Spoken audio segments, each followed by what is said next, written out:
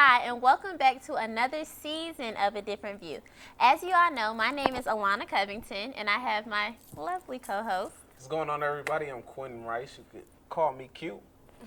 And joining us to A Different View because Mariah and Drill have graduated and went on to a new milestone in their life, but we now have two new wonderful anchors. I'm Reginald Ward, but you can call me Easy.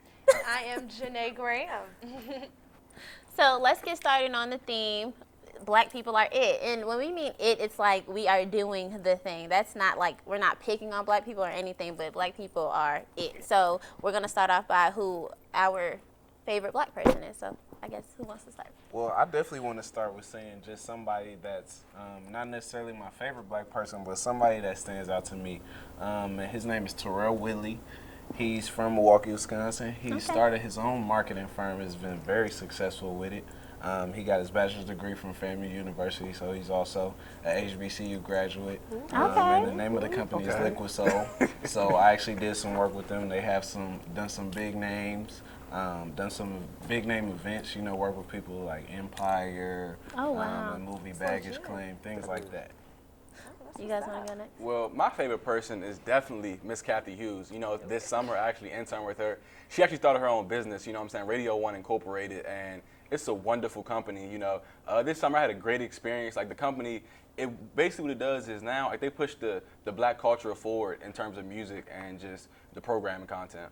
Wow, that's awesome. That is good. I guess I'll go next. My favorite black person right now, because I love black people in general, it's just too many to pick, would definitely be Viola Davis, because she gave that exceptional speech when she won her Emmy. She was the first African-American woman to win a Best African woman to win Best Actress in a drama series, and she just put us on the map with her speech. I mean, you can't complain. Like she just set the record straight, you know. And I really, really appreciate and you know, hat goes off to her for that one. Right, I did. I didn't get to watch the speech personally, but I did see that clip, and she I know. It was a great speech. It was. I saw it on YouTube though, and it was a really good speech. Yeah. Well, my favorite black person would have to be, besides all the black people in my family, because we are it. But Definitely love my family. Yes.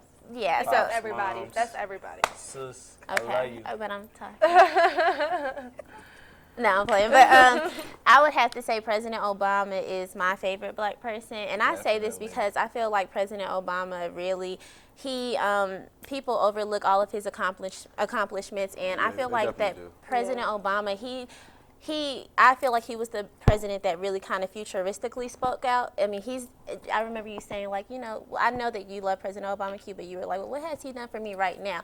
And it's not what he's doing for our generation right now, but what he has done for us to come in the future, you know?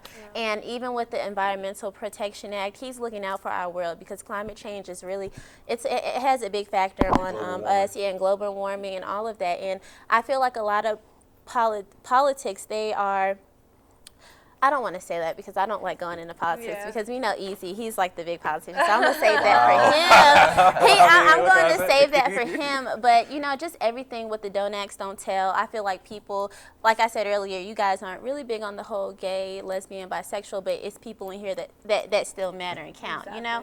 Yeah. And he made it possible for I definitely don't think that discrimination is. Yeah, discrimination, but that's what, look at it for what it is. Our government has done. You know, they have discriminated against people just for liking somebody other than the opposite race. Yeah. And I feel like that's an issue. And President Obama, but President Obama made them feel more comfortable to be able to just be out there and show people that this is what I like and I shouldn't be judged for that. I definitely think he deserves an applause because I feel like he's the most slept on president. Definitely. Definitely.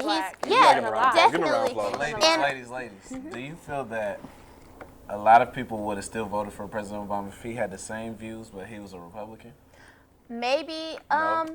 Well, you know what it was. You know, in my black political system class, we often follow what we feel is right based on our skin color, one, and because we knew that President Obama had our best interest at heart. Not only because he was black, but he had a great platform that he stood by when he first started. You know, he showed and he said that he wanted to help us. Even with the universal health care, a lot of people, over 44 million Americans, they did not have health care until President Obama did the Universal Health Care Act. And even with the Don't Ask, Don't Tell, that was a 17-year-old law that he passed, a 17-year-old law that he was able to pass. And a lot of presidents don't look out like that. So. Exactly. Definitely. Go I'm Obama. saying if he was a Go Republican, Obama. Yeah, I don't think that. people would have still Yes, voted for him? I think so. You think so? It's not about. We currently have a black Republican running for office. So Right. do you think he'll get the same amount of love? No, It's I really- disagree. So I No, think people- because I feel like as a culture we're growing and we want to see each other do well. Right. So in retrospect, like we're going to do what we have to do to make sure that we're on that platform Exactly. because we're moving as a culture. We want to see each other Exactly. do well. People wouldn't have voted for that man if he was a Republican, because one, like, Republicans want to raise taxes. Democrats Democrats like to Well, that's lower an- taxes. that's a So good I disagree. argument. I think that's totally- Definitely. And so, with that being said, It's a it's good a great argument. way to look at Yeah. our culture, look at It the is. black people in our lives today. And so we're going to go ahead and take a break. We're going to kick it over to our boy Manny with the Hip Hop Basement, and we'll be right back with Question of the Week. Welcome to Rap Center, where everyone is free to speak their piece. I'm your host, Manny Paris, and today's a very special show because it's my first time airing on A Different View. Rap Center is a hip-hop-based show whose goal is to enlighten and educate the masses on hip-hop. First off, I'll begin in my Word on the Street segment, where in this segment we'll give a quick rundown of the latest news, gossip, and entertainment. Rapper and businessman Jay-Z continues to succeed. His streaming company Tidal finally reaches platinum, just like all of his albums. Secondly, 50 Cent expands his relationship with stars. He'll continue to executive produce for Power. And third, ABC Family announced on social media that Nicki Minaj will have her own sitcom where she'll talk about and explain her childhood. She's currently looking for a young Nicki Minaj to play a role. Fourth, rapper Young Thug continues his controversial statements. He announced that 90% of his clothes he wears is women's clothes. I don't know how y'all feel about that. That's a little weird to me. Billboard announced that Drake has reached his 100th appearance on the Billboard Top 100. It's only 4 artists that has done this: him, Elvis, and Lil Wayne. So that's real big for Drake. Shout out to Drake. That's it for our portion on Word of the Street. Now we're transforming to our Cypher portion of the show, where we'll rap about and discuss some important topics. Today we're going to build on the Black Lives Matter movement. So in order to figure out if Black Lives matter, I decided to talk about if black music matters. So I have to ask myself, what is black music? Black music is music that is made by black people, produced by black people, and inspired by black people. But only 4 genres of music is credited as black music. This is a little weird for me because, matter of fact, I'm gonna go and make a bold statement. All music is black music. I could back that statement up because 1, hip hop was created by DJ Kool Herc, a black person. Rock and roll isn't credited as black music, but rock and roll first came out from Chuck Berry before Elvis sort of stole his swag and took that. Reggae inspires dubstep music. What else do we have? Michael Jackson, the king of pop. Chuck Brown, the king of go-go, the godfather of go-go, Buddy Bolden founded jazz and influenced reggae. Classical music also was influenced by the ancient Egyptians. There's sort of a pattern how this kind of works. You see, it's like black people create this, black musicians, they create this type of culture, they create these type of movements, they create this music, and white people see that it's able to be commercialized. Once it's able to be commercialized, they take it, they steal it from us, and we're now forced to create our own forms of music. We create these forms of music based off of our living conditions. For example, hip hop. Hip hop was created in the 70s by DJ Kool Herc. The reason he created hip hop was because inner city youth, they needed a form of expression. They needed somewhere to express themselves and have a platform to put out. So what they did was they created hip hop with 4 elements. The 4 elements of hip hop is DJing, MCing, breakdancing, and graffiti. Early rappers used their lyrics to explain the living conditions in which they came from, so that they could better their environment and better the people around them with conscious lyrics. Once they became to build these small independent labels, these labels were looked at as just fads, and people didn't believe that they would grow into what hip hop is now today. But what happened is a group in 1979, I believe it was, the Sugar Hill Gang. The Sugar Hill Gang came out with a song called Rapper's Delight. Once this song Rapper's Delight was introduced, it went platinum. Millions of people downloaded copies of Rapper's Delight, and now hip hop is what it is today. It's commercialized. So we have it. Does black music matter? Okay, welcome back, you guys. For our question of the week this week, we took it to social media, and our question was, what makes individuals think it's a difference between All Lives Matters and Black Lives Matters? And I will go ahead and do the honors of reading the first response. And this comes from Winter XO. Until Black Lives Matters, All Lives Matters was never a topic.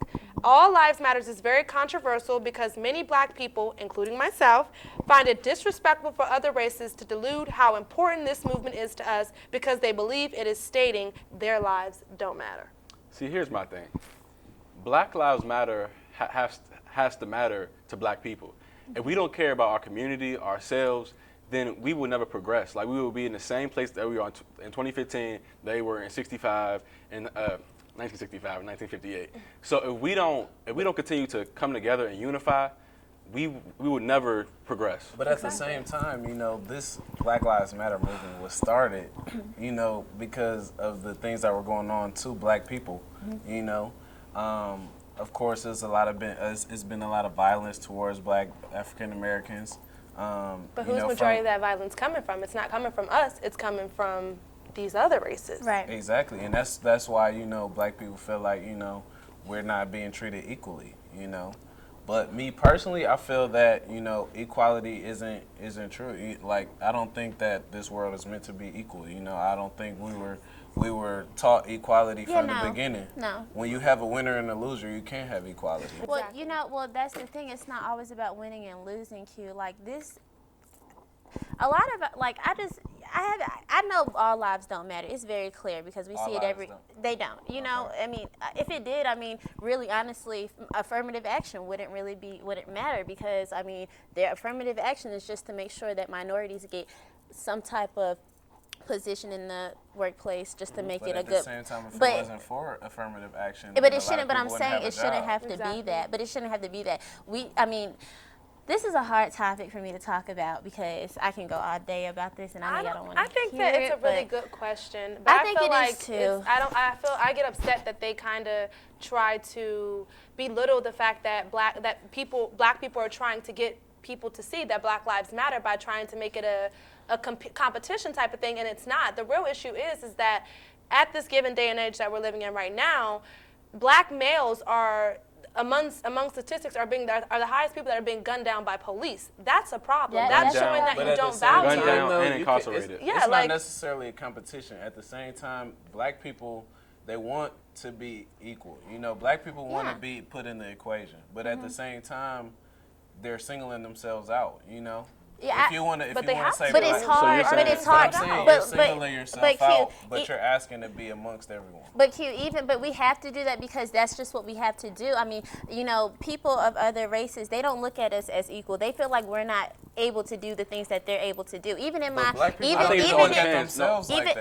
and that's a problem. And that's a problem that we've always suffered, just because they were telling us that we would never be what we are now. But if you know that now, but now I know that because I'm in school and I have great parents. Other people don't have the things that I have. You know, President Obama that's why I said earlier that he's a great black person, because he showed that he can do, black people can, this is what we can do. Like I said, my father would have never thought that a black president would have been in the White House, but this is what black people, I mean, it's new to us, you know. A lot of my family even now is just like, how are you in college? How do you do this? How are you on TV? Like, and it's just hard because they don't have enough people telling them that this is what you can do. Exactly. A lot of people of other races tell us what we can't do and what we're not able to do and what we're not capable of doing. That's what I feel like it's good that we acknowledge that Black Lives Matter, because we need to be told that. Right, exactly. Just a lot of people have the argument that black people hold themselves down. You know, black people are killing themselves. They don't take how much though their own lives matter to themselves. Yeah. You know.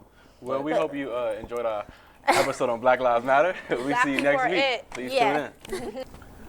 For all of Aggie News and Views, we'd like to thank you all for tuning in. We truly appreciate the love and support. So for a different view, This is Janae, Easy, Lana, and I'm Quentin. See you next time.